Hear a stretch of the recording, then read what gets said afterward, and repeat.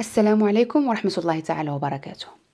في فيديو اليوم سنتكلم عن الفضيحة المدوية التي حصلت في الأراضي المقدسة، وخصوصا أو لا بالضبط في المدينة المنورة، مدينة رسول الله صلى الله عليه وسلم،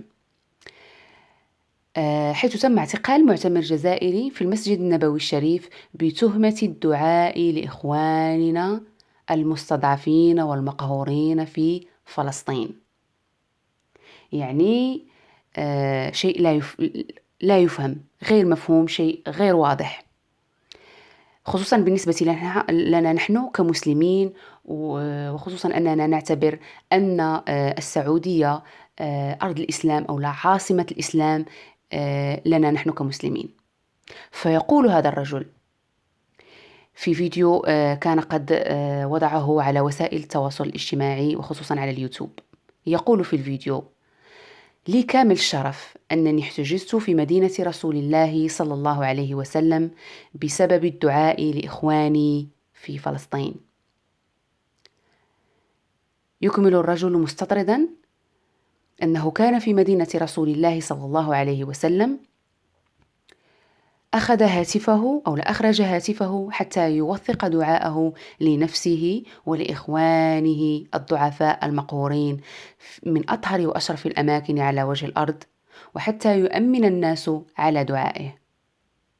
فما إن أكمل هذا الرجل الفاضل الدعاء حتى التف حوله العساكر وأخذوا منه هاتفه بسبب فيديو الدعاء. ولا حول ولا قوة إلا بالله.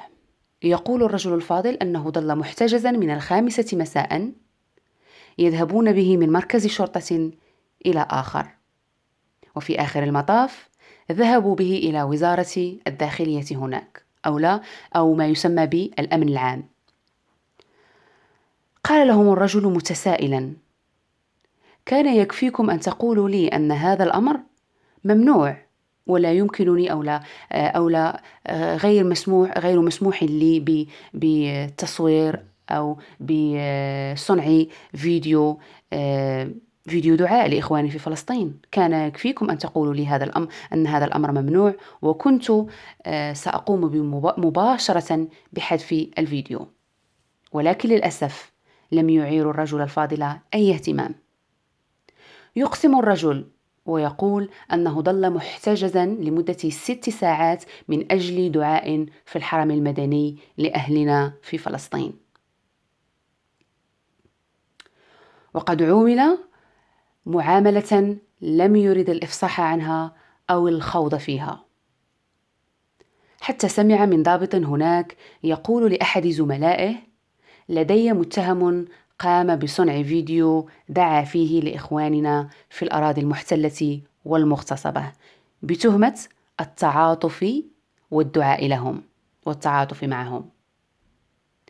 وفي آخر المطاف حكمت المحكمة بحجز هاتف المعتمر الجزائري وإحالته إلى مكتب الإرشاد في الحرم المكي ليجلس مع رجلين لإفتائه ونصحه.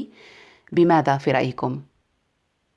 نصحه بعدم الدعاء لأهلنا المستضعفين بعد اليوم.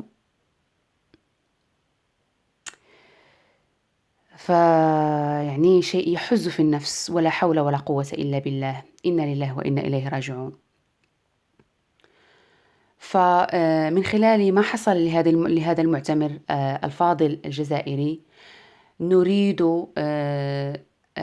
نريد أن ننبه المعتمرين الجدد أو المعتمرين الذين ينوون الذهاب أو زيارة بيت الله الحرام أن يكونوا حذرين وأن يحتاطوا بالحيطة والحذر من الدعاء جهرا وعلانية لإخوانهم في الأراضي المحتلة. حذاري ثم حذاري من الدعاء جهرا وعلانية لإخوانكم في الأراضي المحتلة والمغتصبة. وحذاري ثم حذاري كذلك من أن تلبسوا شالات بها العلم الفلسطيني، لأنكم ستحتجزون ستحتجزون طبعا لساعات قصد التحقيق معكم. فلذلك من فضلكم إخواني وأخواتي كونوا حذرين، فهذا الشيء ممنوع منعا باتا في أرض الحرمين، في أرض الحرمين الشريفين. أتمنى أن أكون قد أفدتكم في هذا الفيديو، والسلام عليكم ورحمة الله تعالى وبركاته.